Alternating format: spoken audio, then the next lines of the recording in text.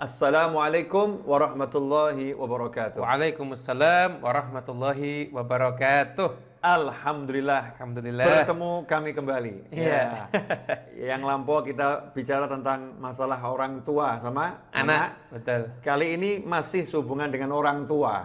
Betul. Tapi ini orang tuanya pasangan hidup alias mertua. Ya, Iya. mertua. Banyak di luar sana orang tua yang WA ke kami dan banyak juga di luar sana menantu yang WA ke kami. Iya. Nanya itu ya. Sehingga kami lihat nih banyak mertua yang membuat bingung Menantunya dan banyak menantu yang membuat bingung mertuanya. Nah, Artinya bingung sama bingung. bingung sama bingung. Padahal kata bingung itu sebetulnya nggak boleh disebut-sebut ya. Iya, betul. Hidup sekali jangan apa namanya galau, Nggak usah bingung. bingung, permusuhan, ya di rumah nggak pernah tenang, di luar juga nggak dapatkan ketenangan, akhirnya ya remuk ya, akhirnya remuk, nggak enak itu. Akhirnya bukan rumah tangga, Beb. Rumah duka jadinya. Masya Allah, bukan rumah tangga tapi rumah duka. Bukan baiti jannati tapi baiti nari. Ya Allah. Nasallahu afiyah. Amin, amin. Bukan insyaallah. rumahku surgaku, yang ada rumahku adalah nerakaku. Nerakaku. Nauzubillah Min dzalik. dzalik. Khawani rahimakumullah, kami akan ngobrol seperti biasanya. Ikuti obrolan kami, insya Allah manfaat. Ya, insya Allah manfaat. Ya. Habib, saya itu pernah baca salah satu kisah di buku karya Abah Antum itu ya. Iya. Tentang apa hikmah dari seberang ya. Hikmah Hikmah dari dari seberang. seberang itu ada seorang menantu yang dia pengen mertuanya cepat mati itu ya. Wah. Iya, menantu yang pengen mertuanya cepat mati. ya. Kapan mertua saya ini kok nggak mati? Mati. Ini saya khawatir kalau ada yang berpikir seperti itu juga itu ya. Bahaya ini, Ya, bahaya ya. ini. Masya Allah. Karena saking pegelnya, saking sebelnya sama mertuanya. Ya, sebetulnya nih gimana nih kedudukan mertua di dalam Islam tuh seperti apa? Jadi kalau memang kita pelajari saat ini di dalam tausiah-tausiah keagamaan itu, Beb, yang menceritakan hubungan suami ke istri, istri ke suami banyak. Anak ke orang tua ke anak banyak. Namun yang jarang membahas itu adalah bagaimana menantu bersikap yang baik kepada mertua dan mertua bagaimana posisinya yang baik agar bisa dicintai oleh menantunya. Betul. Nah, ini Beb, ketika antum bilang seperti ini, banyak di benak pemirsa ini yang dimaksud dengan menantu itu menantu perempuan. Iya, padahal itu juga semuanya Dan ini yang umum disebut ini. mertua itu ibu mertua. Mertua, bukan bapak mertua. Bapak mertua. Padahal kan bukan seperti itu. Iya.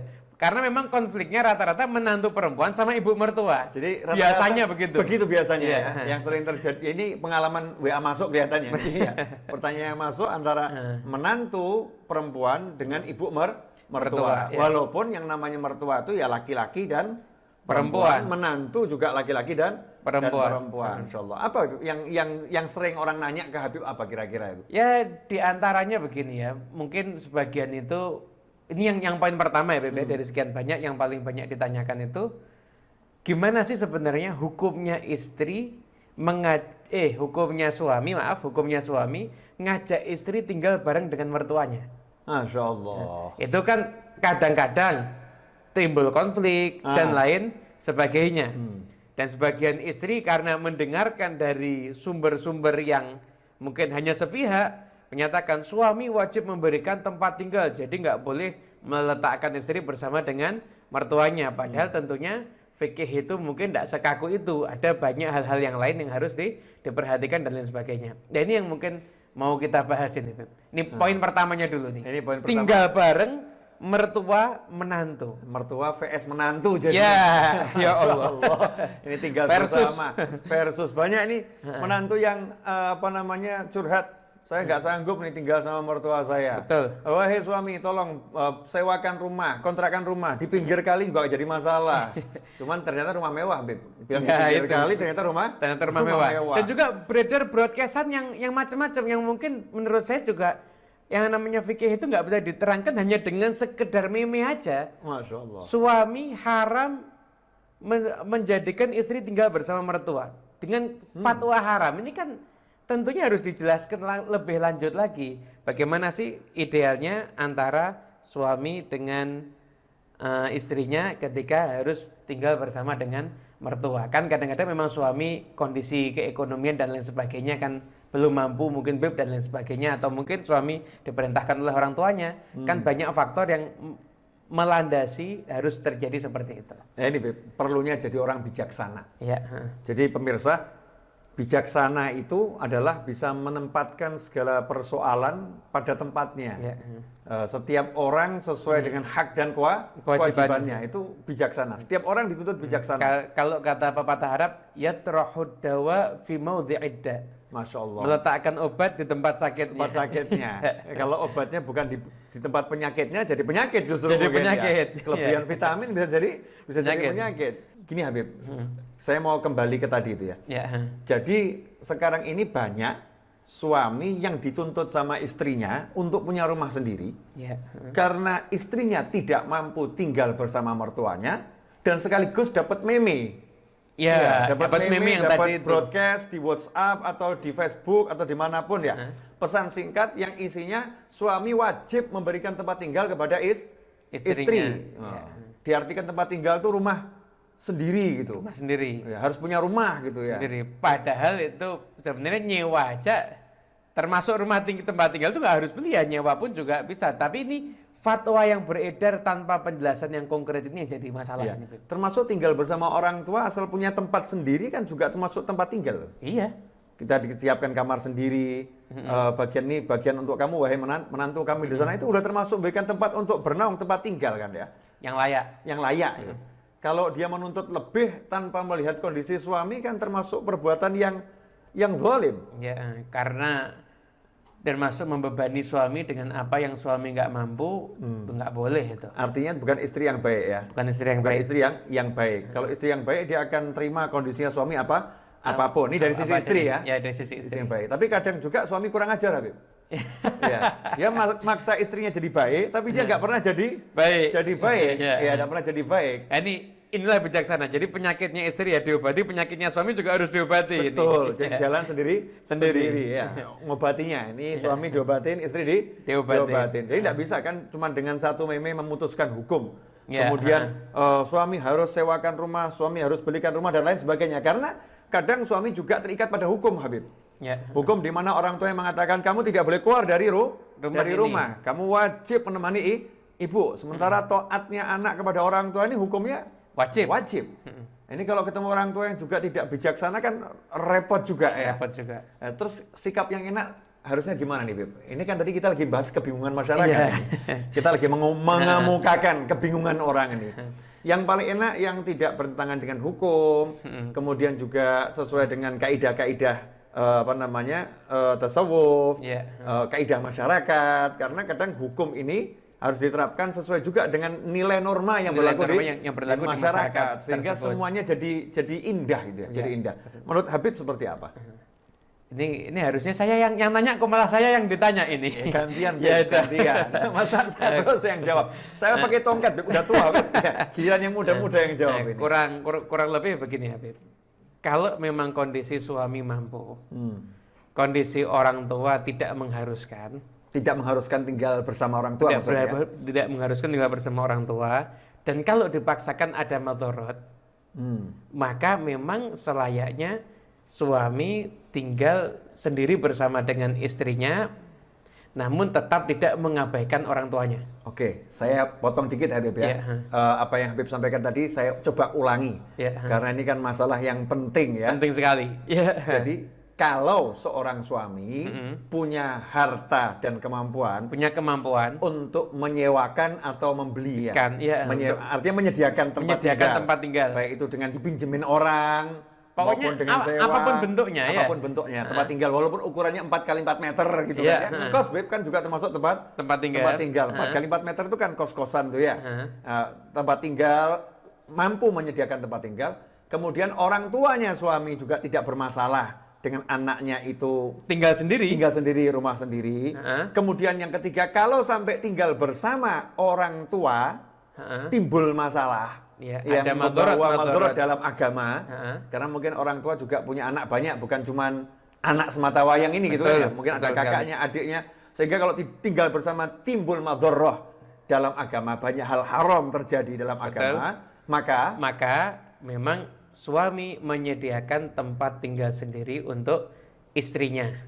Itu solusi yang paling tepat dan tanpa suami mengabaikan kewajibannya kepada orang tuanya. Karena sebagaimana istri ini dengan catatan Habib, kalau istrinya tadi memang pengen rumah-rumah sendiri. Tapi kalau istrinya seneng tinggal sama mertua kan? Oh ya udah selesai, Beb. Selesai masalah ya. Selesai pembahasan. Berarti kan istrinya ridho untuk tinggal bersama dengan mertuanya, kemudian nggak ada madorot, ya bagus. Bagus. Ini lebih utama itu kan ya? Ya. Karena itu melayani orang tua. Lebih ideal itu. Betul. Melayani orang tua. Banyak gitu ya? Mendapatkan kesempatan suami berbakti pada orang tuanya dan istri juga berbakti pada orang tuanya.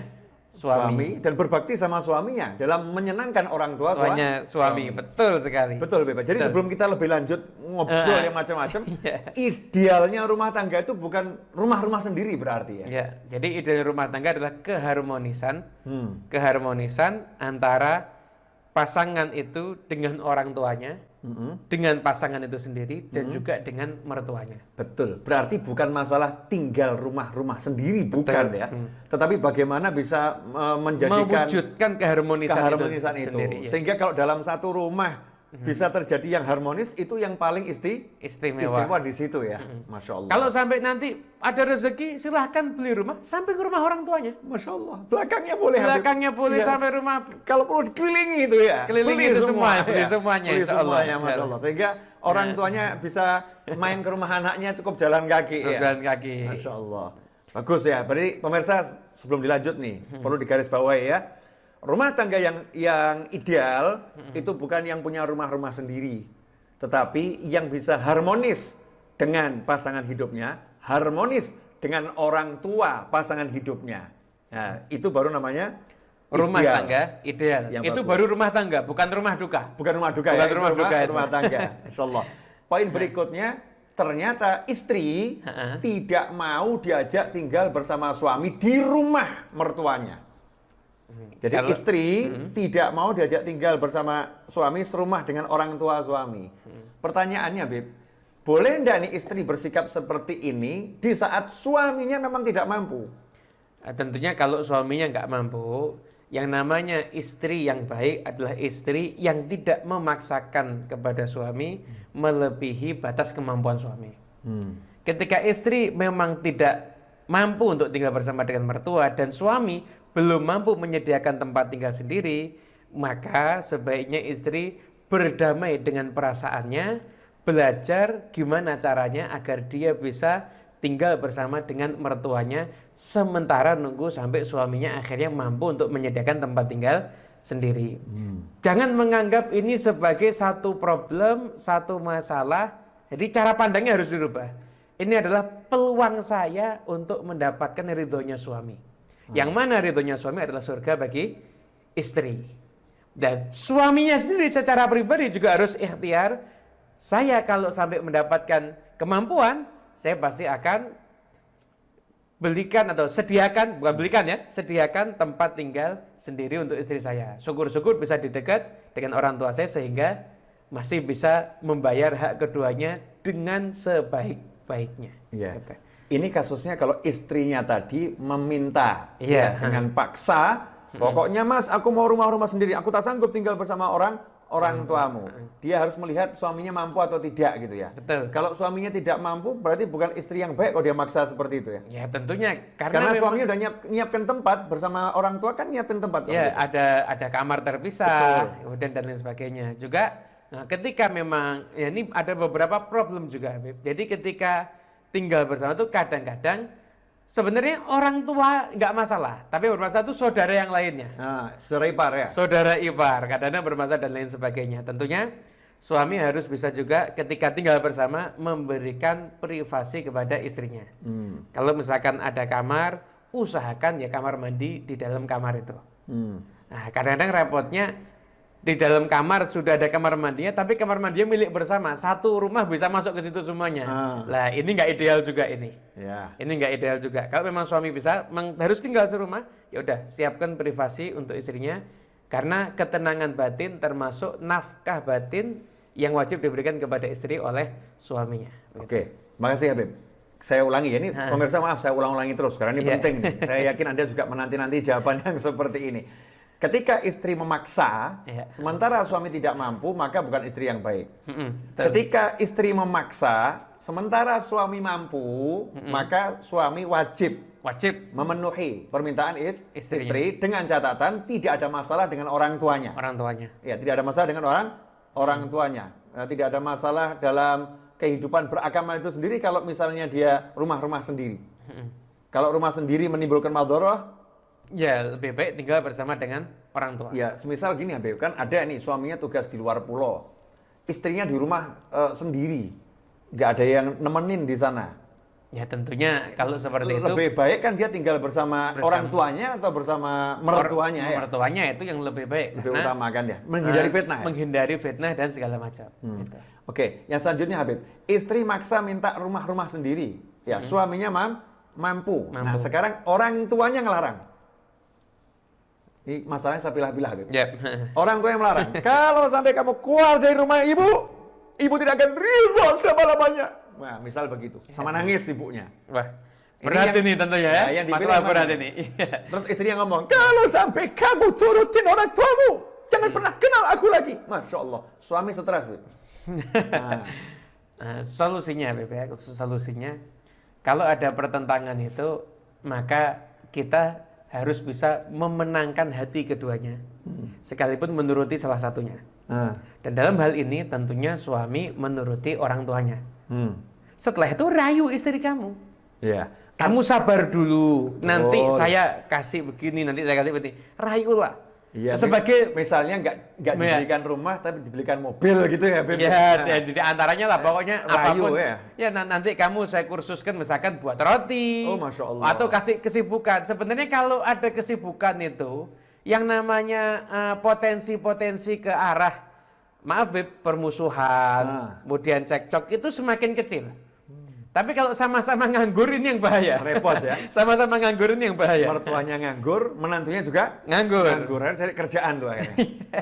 Saya garis bawah lagi Habib ya. Jadi ketika istri menuntut, suami mampu, orang tua melarang, maka suami harus taat pada orang tuanya ya, tanpa mengabaikan haknya istrinya. Ya, ini yang kadang orang suka salah paham Habib.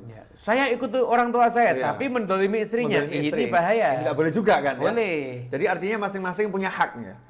Suami punya kewajiban kepada orang tua, suami juga punya kewajiban kepada istrinya. Istri. Nah, sementara kewajiban pada istri belum bisa dijalankan seideal yang seharusnya dia dapatkan. Kalau dia mau, sementara kewajiban sama orang tua nggak bisa ditolak, nggak bisa diundur, maka dikedepankan kewajiban orang tua. Istri tetap dikasih tempat tinggal. Pertanyaan selanjutnya Habib. Nah, kita nanya aja sama Habib Muhammad ya. Iya. Ini di podcast ini saya dikerjain ini kayaknya. Masya Allah, alhamdulillah. Kalau misalnya istri kemudian benar-benar dia tidak mau pulang ke rumah, ini termasuk nusyuz nggak itu, Habib? Tentunya ketika istri sebenarnya kalau nusyuz itu Beb, keluar rumah tanpa pamit aja bisa masuk kategori nusyuz. Nusyuz artinya suami tidak punya kewajiban ngasih nafkah istri sama sekali. Kalau dalam kondisi tertentu ya, misalkan sampai keluar dari rumah nggak pamit, habis itu maaf nggak mau melayani suami dengan benar. Yaitu berarti nusyuz sudah. Nusyuz itu berarti dalam hal tertentu sampai ke batas tertentu, maka suami nggak wajib ngasih nafkah lagi kepada istri. Banyak kewajiban yang gugur ya. Banyak kewajiban yang gugur. Gitu. Nah kalau istri tadi dia menolak diajak pulang ke rumah tinggal bersama mertuanya, menolak alasannya saya nggak cocok sama mertuamu. Ini gimana Habib? Ini problem banyak terjadi seperti ini. Tentunya ini sebenarnya Habib Novel yang lebih pantas jawab ini sebenarnya. Ini pemirsa, terjadi kecurangan di sini ya. Yang ditanya melemparkan kepada sang penanya. Ini kecurangan ya. Kalau saya Habib, saya ini lebih suka membahas secara kekeluargaan. Kalau kita bicara hukum syariat ya, bicara hukum syariat, antum lebih paham hukumnya ya. Antum lebih mendalam dalam ilmu hukum. Tapi kalau dalam ilmu kemasyarakatan, saya akan katakan kepada suami, ya, dan saya juga akan katakan pada istri. Wahai suami, ya, kamu jangan paksakan istrimu pulang. Jangan paksakan istrimu pulang, tapi ajak istrimu pulang. Artinya, si istri lagi punya masalah dengan ibumu loh. Istri punya masalah dengan ibumu punya masalah loh dengan istrimu. Ini kalau dipaksakan semakin runyam ini. Madharat. Nanti si istri akan semakin kurang ajar kepada ibumu, ya kan? Kamu jadi anak yang juga semakin durhaka karena membiarkan terjadi permusuhan antara ibu nggak mau tersakiti betul. juga kan. Kalau kemudian kamu biarkan istrimu di luar, ya kamu akan jadi seperti suami yang tidak bertanggung jawab ya. Maka Habil bijaksana bagaimana?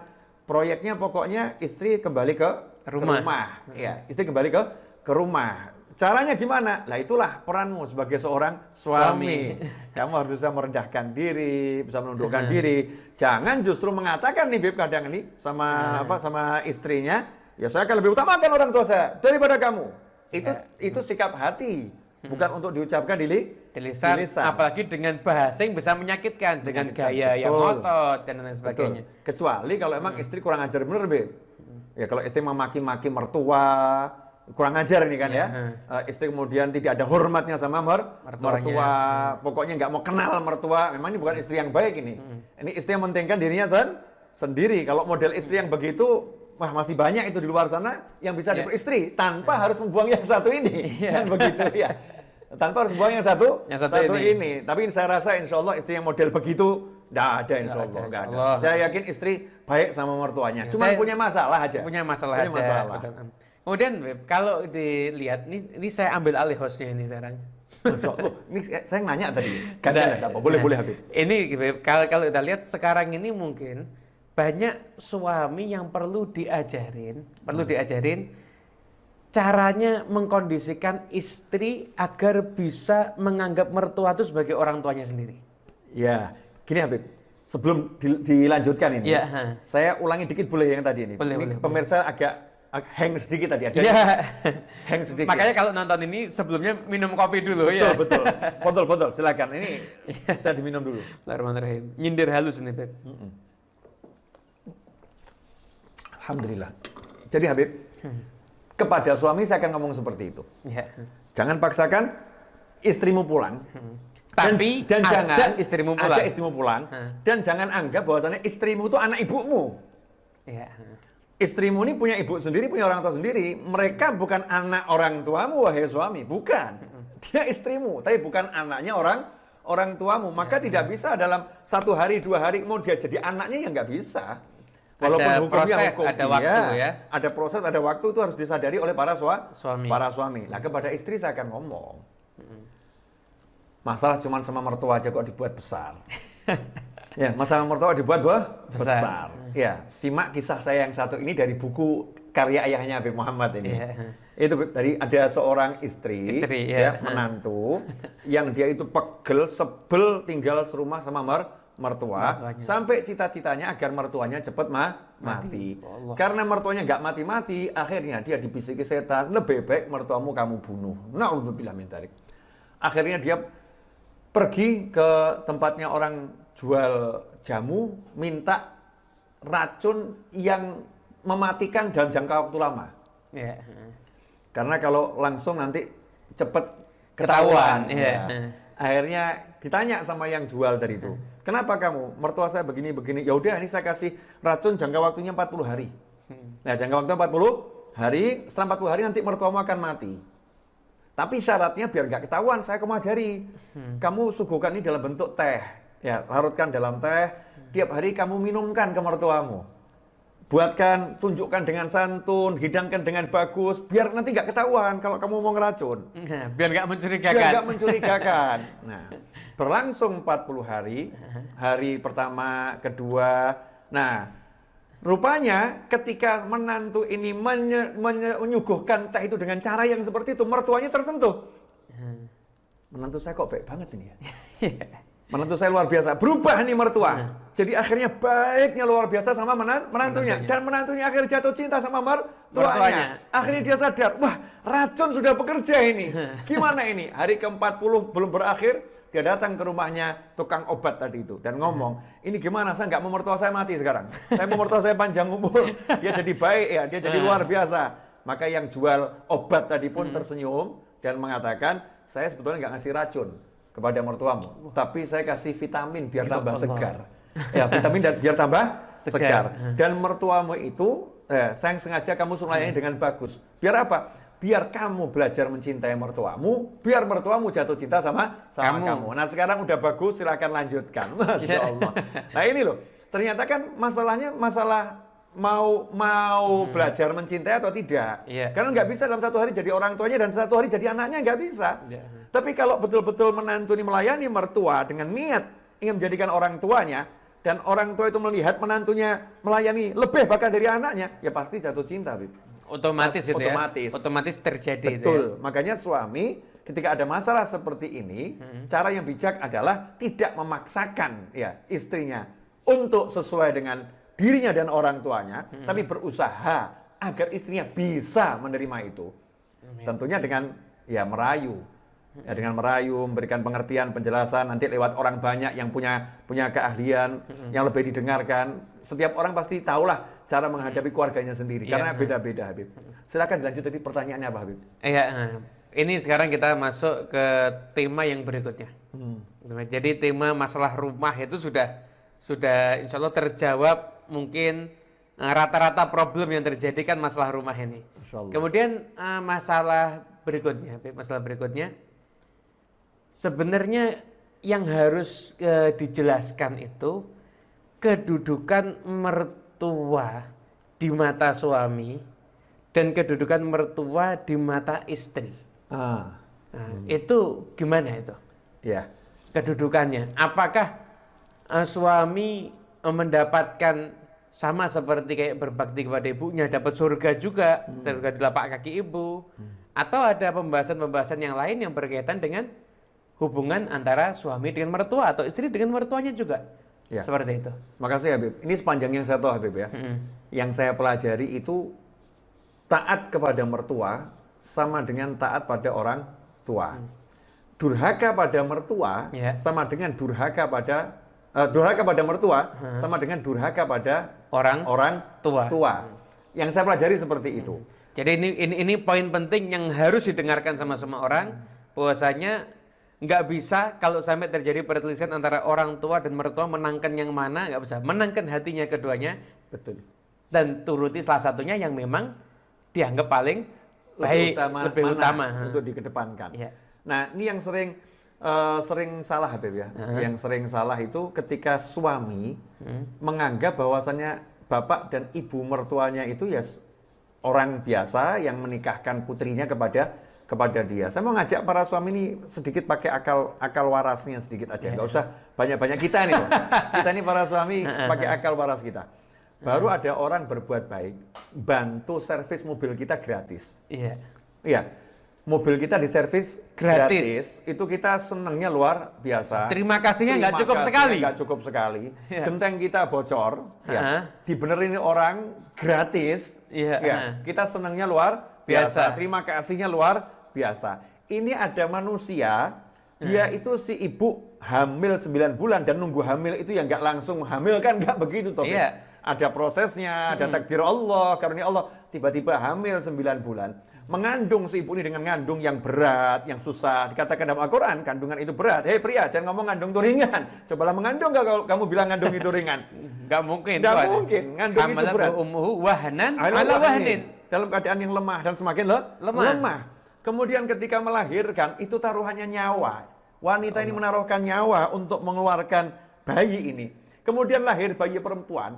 Bayi perempuan ini kemudian diasuh oleh ibunya, dikasih air ASI atau susu yang lain selama bertahun-tahun. Kemudian diajari bicara, diajari berjalan, diajari berlari, disekolahkan, dididik agamanya, dikenalkan Allah Subhanahu wa Ta'ala. Kemudian dihias, dikasih pakaian, dibuat cantik. Setelah cantik, tiba-tiba nih seorang pria datang melamar sama si ibu dan bapak yang kerja keras untuk biaya anaknya, dikasihkan anaknya, silahkan nih anak saya buat kamu, diundang tetangga, diundang kerabat, diundang banyak orang, dibuatkan pesta, jamuan makan yang luar biasa, dibangga-banggakan. Kemudian ini anak laki-laki tadi ini mantu ini mengatakan, itu kan cuman ayahnya istri saya. itu kan cuma ibunya istri saya. Ini model yang seperti ini ya wajar kalau ngincipin neraka, Habib. Masya Allah. Ya wajar. Kenapa? La in syakartum la azidannakum wa in kafartum inna adzabi lasyadid. Ini kufur nikmat yang luar biasa ini. Nikmat dikasih istri oleh mertua. Mau balas apa kepada mertua? Bukan dikasih mobil, bukan dikasih rumah, dikasih anak. Bagian minloh. Anak itu kan bid'ah minloh. Bagian daripada orang tuanya bagian dari sendiri. dirinya. Hatinya diserahkan kepada orang lain. Hatinya dan zahirnya itu diserahkan sama orang lain tanpa minta serupiah pun. Bahkan keluarkan duitnya, tenaganya demi menantu tadi. Menantu ini kemudian ya itu kan orang tuanya istri. Bahkan hitung-hitungan duit sama mertua, Masya Allah. Ya Allah, bahaya ini. Mertuanya lagi butuh duit, ini menantunya ngomong sama istrinya. Itu bapak ibumu bisanya cuma minta duit aja sama saya. Masya Allah, ini menantu yang begini nih, Beb. Ini yang neraka, ini udah nunggu, Beb. Kapan matinya, kapan itu? Kata neraka, na'udzubillah min dzalik. Kan orang yang punya anak perempuan aja mendidik dengan benar itu lewat hadis Nabi Allah mengapresiasi kan? Betul. Apalagi ini yang merasakan anak itu, merasakan kasih sayangnya, merasakan kebaikannya. Kok nggak bisa mengapresiasi? Ini kan keterlaluan ini berarti. Sangat keterlaluan. Saya sampai terbawa emosi. Terbawa emosi. Ya apa? Memang layak emosi para mertua ini yang ketemu menantu. Insya Allah kita semua selamat dari menantu yang seperti itu. Dan insya Allah nggak ada lah. Amin. Insya Allah nggak ada menantu yang seperti itu. Insya Allah yang sampai lupa jasa mertua. Makanya sampai ada sebagian ulama mengatakan berbakti kepada mertua nilainya lebih tinggi daripada berbakti pada orang tua kandung. Karena apa? Karena banyaknya orang yang lupa sama berbakti pada mertua. Ulama tadi sampai mengingatkan berbakti sama mertua itu nilainya lebih tinggi loh dibandingkan berbakti pada orang tua kandung. Sebagian ulama. Kenapa? Karena mertua mau mengorbankan yang dimilikinya. Bukan harta, bukan apa. Bagian dari nyawanya. Buah hatinya dibesarkan dari nol nggak ada. Ada sampai udah jadi, tinggal dipetik, tinggal dimakan. Dipetik, tinggal dimakan. Tinggal menikmati.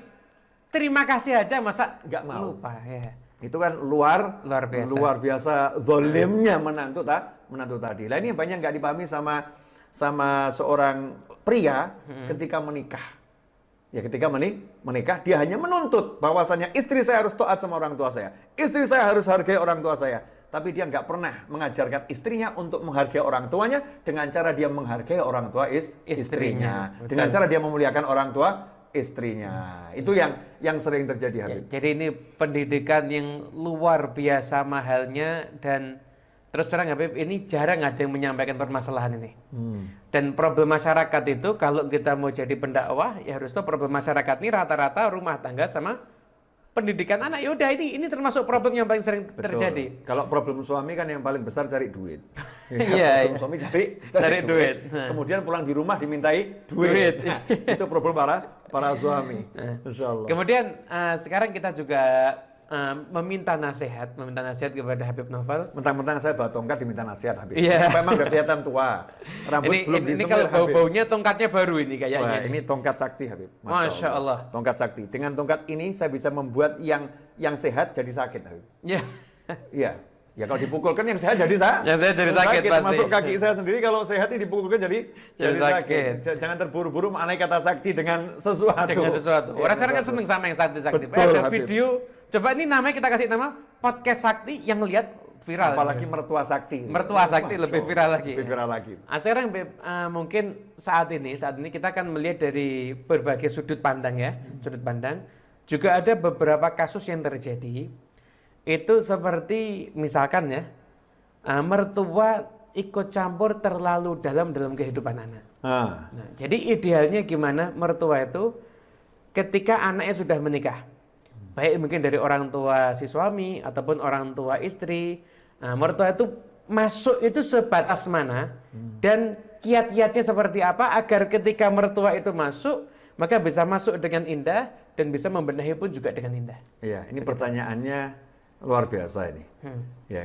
Karena banyak kasus ini yang ditanyakan. Pertanyaannya luar biasa ini. Ini jebakan ini. Ini pertanyaannya jebakan untuk saya menjawab nih. Pemirsa dimanapun Anda berada, enaknya jawab enggak ya? Enaknya dijawab enggak ini? Campur tangan orang tua dalam rumah tangga. Ini sebenarnya tema tersendiri itu, Habib, panjang itu. Tapi enggak apa-apa kita kasih kisi-kisinya sedikit. Kisi-kisinya sedikit boleh. Intinya begini, Habib. Dalam menjalani kehidupan itu kalau mau barokah buat anak menghormati orang orang tua. Itu sikap anak, baik itu sebagai menantu maupun dia sebagai anak kandung. Menghormati orang tuanya sendiri ataupun orang tua pasangan hidup. Itu akan terjadi keberkahan dalam rumah tangga. Nah, kemudian orang tua ini kepada anak hendaknya dia sebatas, ya. Orang tua kepada anak sebatas memberikan saran yang terbaik.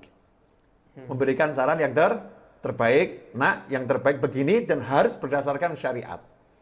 Berdasarkan syariat. Jadi kata-kata baik itu bukan persepsi tiap-tiap orang ya. Bukan. Tapi karena ada urusan syariat di situ. Berdasarkan syariat. Itu idealnya seperti itu. Karena anak itu lebih bagus menerima nasihat dari orang tuanya daripada menerima nasihat dari orang lain. Menerima masukan dari orang tuanya daripada masukan dari orang lain. Seharusnya orang tua memberikan masukan kepada anaknya sebelum orang lain berikan masukan kepada anaknya. Dan sekarang ini timbul fenomena yang ajaib. Ketika orang tua pengen berikan masukan kepada anaknya, dianggap mencampuri urusan rumah tangga. Sehingga anak lebih suka masukan dari sahabatnya daripada masukan daripada orang tuanya. Ini yang bahaya. Ini bahaya, ini salah. Jadi kita harus menjadi orang yang dewasa, masukan dari manapun diterima, masukan dari orang tua, ini harus didengarkan lebih dari yang lain. Nomor satukan. Lah yang jadi masalah kalau orang tua lebih dari memberikan masukan. Nah, ini modelnya sudah paksaan. Nah, kamu harus begini, harus begini, harus begini. Ya, pertanyaannya, boleh nggak itu dipaksakan seperti itu? Jawabannya sederhana. Kalau paksaannya ini menyangkut dalam syariat sebagai orang tua kepada anak, kemudian melihat anaknya melakukan hal-hal yang diharamkan menurut syariat, maka orang tua punya kuasa untuk apa? Untuk melarang anak melakukan itu. Memaksa anak untuk melakukan itu dan melarang anak melakukan itu. Contoh, anak ini mau beli mobil lagi. Udah punya mobil, mau beli mobil lagi. Tetapi anaknya belum berangkat haji, bahkan belum daftar haji. Dalam urusan ini orang tua wajib turut campur. Harus kasih tahu bagian dari amar ma'rufnya orang tua sama anak. Nggak bisa udah lepas, kamu udah dewasa lepas, nggak bisa. Harus amar ma'ruf nahi mungkar, tapi tentu dengan cara yang baik. Selaku orang tua punya kuasa. Nak, ya, sampai kapanpun kamu anakku. Jangan beli mobil, berangkat haji kamu. Ibu tidak akan melihat wajah kamu sebelum kamu daftar haji. Ini ancaman yang tegas ya, ancaman yang tegas, yang berat memang. Tapi demi apa? Menyelamatkan anak jangan sampai dia nanti meninggal dalam keadaan yang tidak beriman pada Allah Ta'ala karena meninggalkan kewajiban ibadah haji. Yang seperti ini mungkin anak menganggap jangan ikut campur urusan saya. Nggak bisa kalau begitu ya. Nah, ini bukan ikut campur. Memang di situ wajib ikut campur. Nah, yang seperti ini kan akan tahu batasannya semua. Kalau anak itu paham agama, orang tua paham agama. Yang terjadi sekarang nggak pakai ilmu agama, ilmu perasaan, Habib. Nah, menurut perasaan saya ini orang tua saya nggak pas nih. Menurut Fulan ini orang tua saya udah nggak beres ini. Jadi ngukurnya itu dengan syariat. Syariat. Nah, ini masalahnya syariatnya ini orang pada nggak paham, Bib. Nah, makanya itu tadi, ini problemnya di situ ya. Di situ. Makanya orang harus belajar. Harus belajar, kemudian mau bertanya kepada orang yang tahu. Jangan tanya cuma asal. Ya, ilmu agama browsing aja. Jangan browsing, tanya sama pakarnya. Gimana nih saya kok ngadepin orang tua saya ikut campur sampai urusan yang seperti ini. Betul. Harus taat. Nah, ada satu kaidah yang secara umum bisa dipakai oleh siapapun. La ta'ata li makhluqin fi ma'siyatil khaliq. Tidak boleh taat pada siapapun ketika diperintah maksiat. Ya, tidak boleh taat pada siapapun ketika diperintah maksiat. Ketika orang tua itu ikut campur, tapi ikut campurnya ini menimbulkan maksiat, maka di situ harus ditolak. Ditolak tapi dengan cara yang baik. Jangan sampai nolaknya juga menimbulkan maksiat. Nolaknya dengan bentak-bentak orang tua, nolaknya dengan memaki orang tua. Naudzubillah min dzalik. Ini nolaknya udah maksiat yang lebih besar dari perbuatan orang tua itu sendiri. Makanya itu berarti nahi mungkar bil mungkar ya. Nahi mungkar bil mungkar wa akbar. Dan mungkarnya lebih besar. Memang problemnya di situ. Kadang anak nggak tahu batasan orang tuanya boleh ikut campur dan tidak boleh ikut campur. Nah, itu di mana? Nah, bagusnya buat orang tua juga harus mengerti ilmu syariat. Sehingga dia tahu kapan saya ini harus masuk, kapan saya ini cukup di luar dan melihat ya. Kapan saya masuk sekedar ngasih saran, kapan saya masuk harus dengan keras ya. Perintah. Betul. Seperti Nabi Muhammad SAW. Saya kasih contoh, Habib. Ya, dan ini sebaik-baik contoh. Ikut campur urusan rumah tangga Ali bin Abi Thalib karramallahu wajhahu dan Fatimah Zahra. yaitu urusan masalah pembantu rumah tangga. Pembantu rumah tangga. Sayyidina Ali bin Abi Thalib pengen Sayyidatuna Fatimah punya pembantu, tapi Sayyidina Ali tidak punya uang untuk menggaji saat itu seseorang untuk punya pembantu. Sayyidina Ali radhiyallahu anhu melihat Nabi SAW lagi bagi-bagi pembantu kepada para sahabat. Sayyidina Ali pun nyuruh Fatimah Zahra, hendaknya kamu ke rumah ayahmu dan mintalah pembantu kepada ayahmu. Maka Sayyidah Fatimah Zahra berangkat ke rumah ayahnya, tapi ayahnya lagi keluar. SAW lagi keluar ke tempatnya para sahabat. Malam hari Nabi SAW dapat info dari istrinya tercinta Sayyidatuna Aisyah radhiyallahu anha bahwasannya tadi putrinya Fatimah Zahra main ke rumah Rasulullah. Ada perlu butuh pembantu yang dibagi-bagi tadi, mau juga anaknya gitu. Maka Rasul tidak nunggu sampai besok pagi, tidak. Malam hari, di malam yang sangat dingin, Nabi Muhammad SAW bergerak ke rumah Fatimah Zahra, langsung masuk ke dalam rumah, langsung masuk ke dalam kamar, langsung duduk di antara mereka berdua di atas tempat tidur. Sayyidina Ali sampai mengatakan, saya rasakan dinginnya kaki Rasulullah sampai ke dada saya. Saking dinginnya malam itu. Sayyidah Fatimah Zahra karena malu dengan ayahnya, langsung tutupan selimut, nggak mengeluarkan wajahnya dari balik selimut karena malu dengan ayahnya, karena punya sifat pemalu yang luar biasa. Maka ayahnya Nabi Muhammad SAW berkata, mau nggak saya ajarkan kepada kalian berdua sesuatu yang lebih utama daripada pembantu. Ya, dikasih saran, mau nggak ini yang lebih bagus dari pembantu? Ini kan pengen pembantu, pengen pembantu. Nabi nggak nyarikan pembantu, tapi dikasih yang lebih bagus dari pembantu. Mau tidur suruh ngucap subhanallah 33, alhamdulillah 33, Allahu Akbar 34. Nah, 34 Allahu Akbar ini dan 33 subhanallah dan alhamdulillah, kalau di total jumlahnya 100 lebih baik daripada pembantu. Nabi ikut campur. Masuk ke dalam rumah. Makan duduk di kamar. Ya. Masya Allah. Duduk di kamar. Rumah menantunya ya rumahnya. Rumah anaknya ya rumahnya. Anta wa malu kali abik.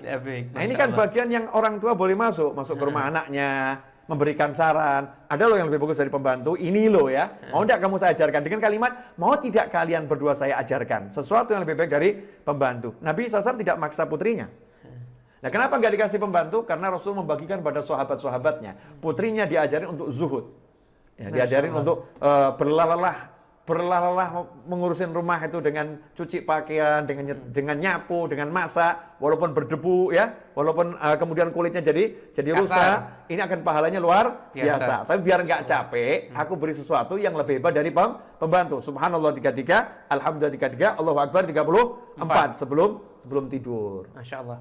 Ini berarti kalau kita garis bawahi, gimana tentang persepsi orang tua atau mertua mencampuri rumah tangga. Tentunya yang pertama tadi dari jawaban Habib Novel, yang pertama yaitu persepsinya dirubah. Jadi ketika orang tua memberikan saran, jangan dikatakan mencampuri urusan rumah tangga. Betul, karena orang tua punya kewajiban. Ini bagi anak ataupun bagi menantu. Bagi orang tua sendiri, orang tua harus tahu secara syariat kapan menyaksikan dan mendoakan tentunya. Kapan masuk memberikan saran, dan kapan ketika orang tua harus masuk kemudian memberikan perintah. Ini kalau terlaksana semuanya dengan baik, pasti hubungannya akan menjadi semakin baik, semakin indah. Ya Habib, ini kelihatannya waktunya udah cukup panjang kita bicara. Masya Allah. Kurang lebih 35-40 menit. Masya Allah. Saya mau, nanti kita akan bahas ini di episode berikutnya. Masih yang sama kelihatannya mertua versus menantu ini banyak masalah insya Allah. Nanti ada episode berikutnya. Cuman saya mau kutip hadis riwayat Imam Muslim. Biar kita mengerti ya. Masalah rumah tangga ini adalah masalah yang menjadi objek terbesar setan dalam menyesatkan manusia. Jadi setan itu paling suka kalau ada rumah tangga berantakan. Dalam Sahih Muslim dikatakan, inna iblis yadha'u arsyahu 'alal ma'. Sungguhnya iblis meletakkan kerajaannya di dalam air, ya, di perairan. Tsumma yab'atsu sarayahu. Dari situlah iblis kemudian mengirimkan bala tentaranya, utusan-utusannya untuk menggoda manusia. Fa'adnahum minhum manzilatan a'dhamuhum fitnatan.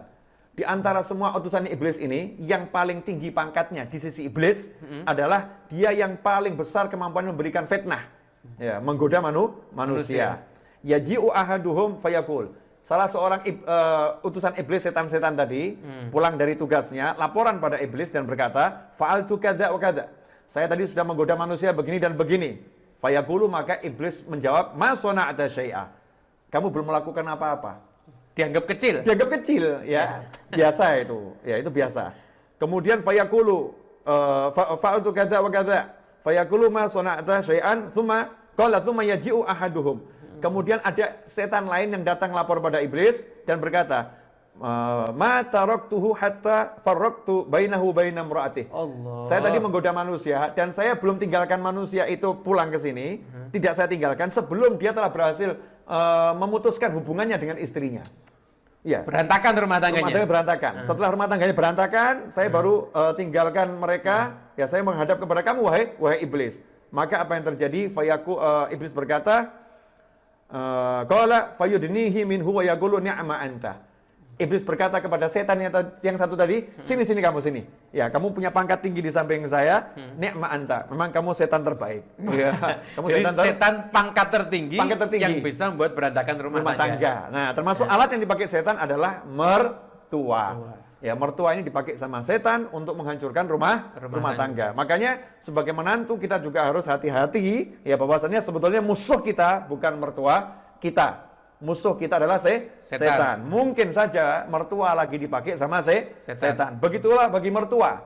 Menantu bukan musuh. Musuh adalah setan. Mungkin saja menantu lagi dipakai sama setan untuk menghancurkan rumah tangga. Makanya hati-hati bukan kepada menantu, bukan kepada mertua. Awas ada setan di rumahmu. Masya Allah. Ya, awas ada setan di rumahmu. Ini yang harus lebih diperhatikan.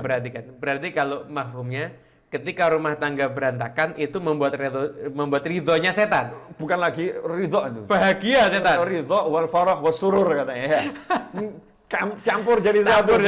Berarti mafhumnya, berarti kalau kita menjadikan rumah tangga kita harmonis, maka di situ kita mendapatkan keridhaannya Allah Subhanahu wa taala. Dan setannya nangis, iblisnya nangis. Dan memang layak harus dibuat nangis. Makanya yang nonton tayangan ini segera buat setan menangis. Ya, senangkan mertuamu, senangkan mertuamu, senangkan pasangan hidupmu. Senangkan orang tuamu, maka insya Allah kita buat setan-setan menangis. Gerakan menangiskan setan. Ya, seperti kita tadi mau syuting ini aja, Beb. Masya Allah. Gangguannya dari setan banyak itu. Yang gangguan, betul kan ya? Macam-macam. Masya Allah. Karena setan juga khawatir. Ini kalau sampai tayang banyak orang sadar, wah Masya Allah. Bahaya. Mudah-mudahan ini bisa tayang, Beb. Saya juga belum tahu ini bisa tayang. Amin, insya Allah bisa tayang. Siapa tahu disetel gak ada suaranya, Beb. Masya Allah. Ya karena gitu-gitu sering kita ngalami. Kalau pemirsa nanya itu suaranya Beb Muhammad waktu itu kok di episode sebelumnya sempat kecil atau hilang, nggak ada suaranya. Mic-nya mati. Mic-nya nggak mati, mic-nya nyala ya. Mic-nya nyala. Tapi subhanallah nggak tahu kenapa. Nggak ada suaranya. Karena mungkin kalau terdengar suaranya semakin banyak orang yang suka, repot Habib. Masya Allah. Jazakumullah khairan, Habib. Mudah-mudahan kita bisa. Terima kasih Habib Novel atas ilmu-ilmunya yang sangat bermanfaat dan sangat berharga untuk Amin, insya Allah. Harapan kita nanti entah berapa hari ke depan atau berapa minggu ke depan ya, insya Allah kita bisa telekonferensi dengan para ulama yang ada di Indonesia nih. Amin, insya Allah. Insya Allah ya. Kita buat gerakan bersama ya. Iya, insya Allah. Mungkin dari kita berdua di sini bersama yang di sono entah siapa ya. Ya, biar jadi kejutan untuk siapapun, insya Allah yang baik. Amin. Jazakumullah khairan pemirsa, dimanapun Anda berada, mudah-mudahan obrolan saya dengan Habib Muhammad membawa keberkahan dan kebaikan khususnya bagi kami dan keluarga kami, serta bagi Anda dan keluarga Anda, serta umat Islam dimanapun berada. Kurang lebihnya kami mohon maaf. Insya Allah kita bertemu pada episode yang selanjutnya, masih tentang mertua dan menantu. Jazakumullah khairan. Wassalamualaikum warahmatullahi wabarakatuh. Waalaikumsalam warahmatullahi wabarakatuh. Alhamdulillah.